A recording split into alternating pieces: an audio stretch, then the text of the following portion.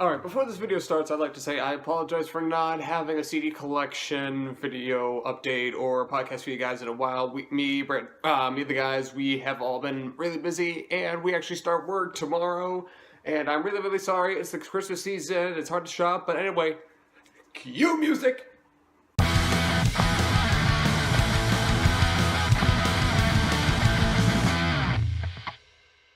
Hey guys, Pat Keebler here for Would You Spend a Day with Tim Allen, WYSADWTA, back at it again with another CD collection update.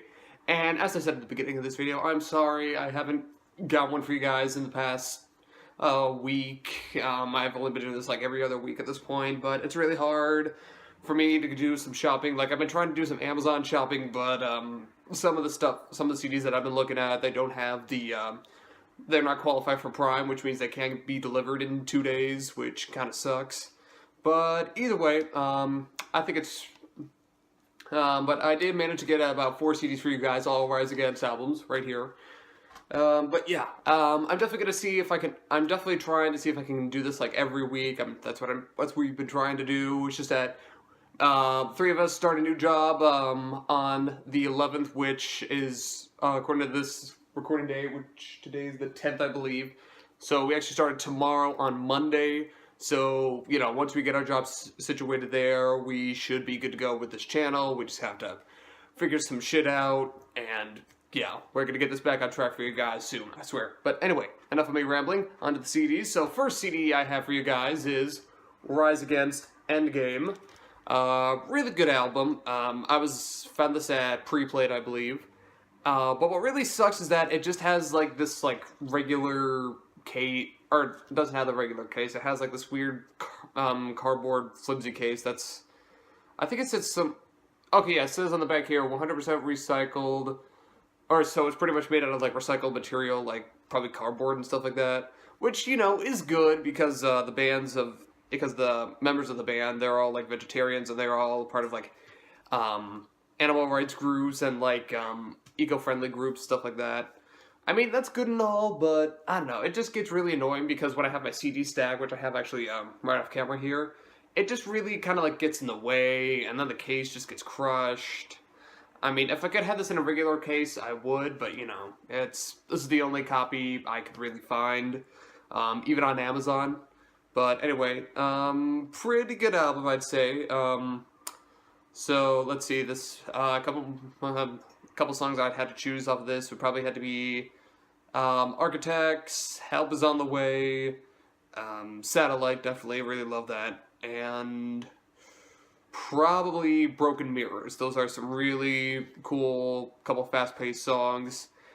And what I'm really starting to notice about all of Rise Against the albums is that each one of their albums, like the second or third to last song, is usually just like an acoustic ballad.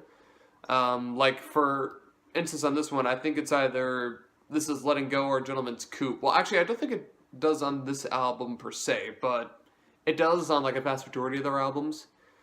Which isn't to say that it's a bad thing. It's just a pattern I've noticed. It's just, I'm not trash talking them in any way. I'm just saying that that's just a pattern that I've noticed, which can be good and can be a bad thing. It's just a pattern I noticed. But anyway, moving on to next album, Appeal to Reason. I almost said April. That's not even a word.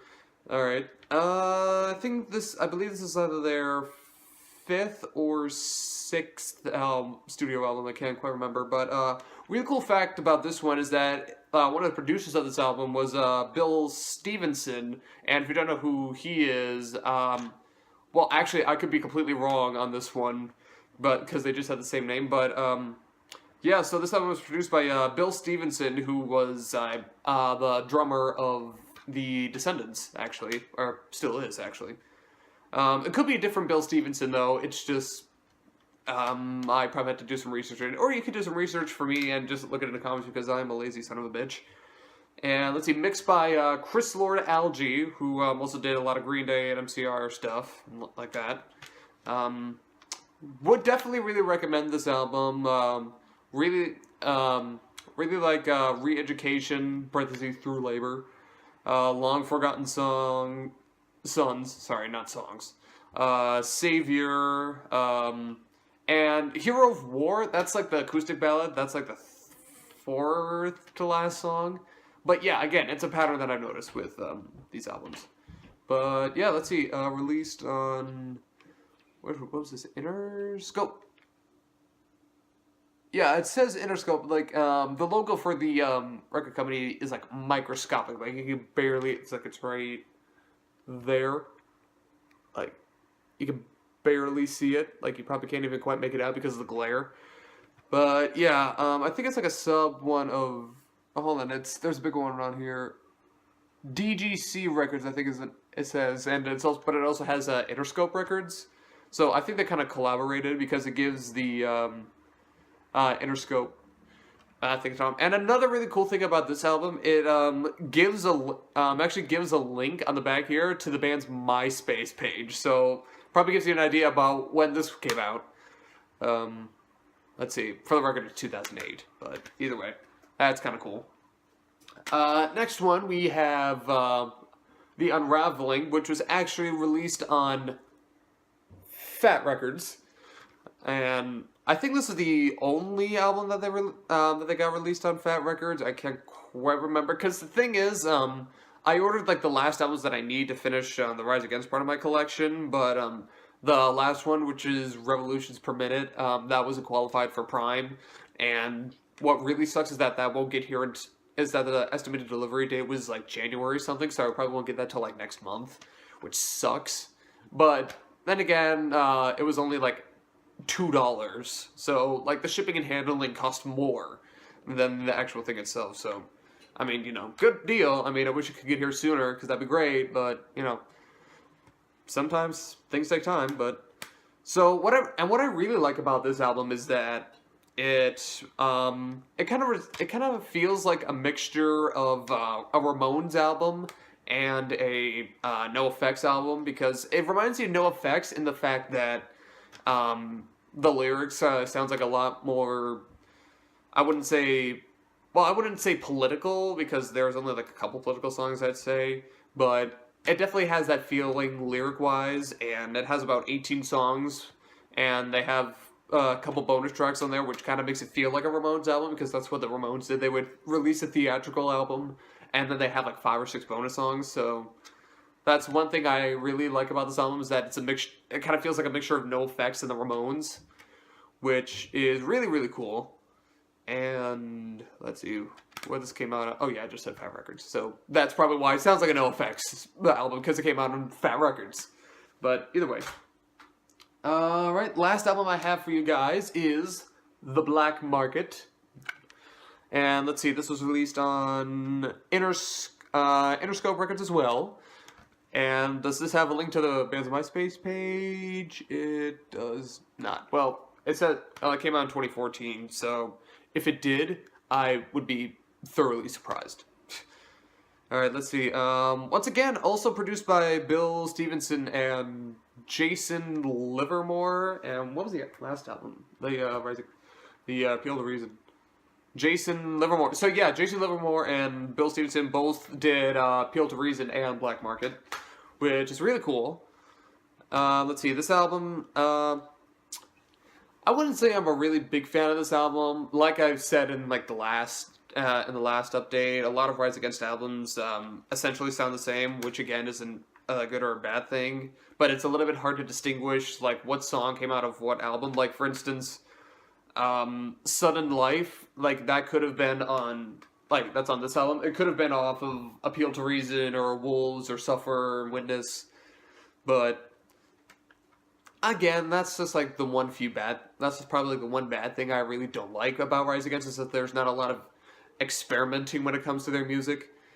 But once again, I mean, that's not really a bad could be a bad thing, but it's also not. Like some people might see the negativity in that. I personally try to see both sides of the story. Like, for instance, maybe all their songs and albums do sound the same, but at least it's a good sound. Like, it doesn't sound like, you know, like generic, like punk rock, or generic, just like rock and roll in general. Like, it's like a really lot of like hardcore, fast-paced stuff, and then like a couple acoustic ballads, which is really cool. Like, for instance, on this album, People Live Here, that's like the acoustic ballad, I believe. And then everything else is just like a fast-paced, melodic, hardcore with hardcore stuff with a bunch of like really cool guitar riffs and stuff like that, and cool bass lines. So yeah, again, it's not necessarily a bad thing, but it also isn't inherently good. It's just good to have variety in your work, or at least that is in my opinion. Like you could pretty much be head over heels in love and Rise Against because their albums sound the same.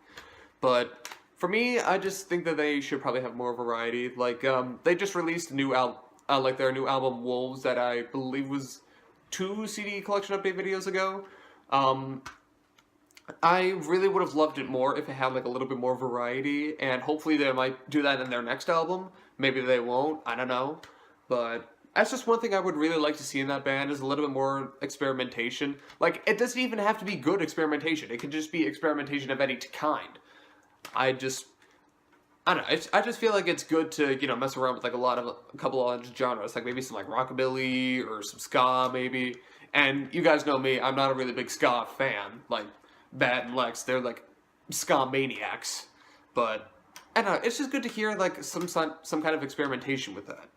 But anyway, I'm rambling, and that is all the CDs that I have for you guys this week. Again, sorry that we couldn't get I couldn't get these videos up for you guys sooner. It's been really hard for me, especially during this time of season. It's Christmas, people are shopping.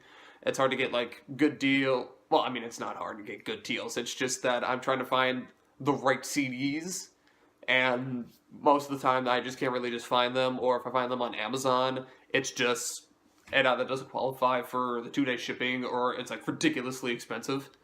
But anyway, so that is all that I have for you guys for this week. Hopefully I'll have another one for you guys up next week. If you have any suggestions of what CDs or bands I should listen to, make sure you leave a comment down below. Make sure to like the video, and don't forget to subscribe. And once again, I'm Pat Keebler for WYSADWTA. Bye!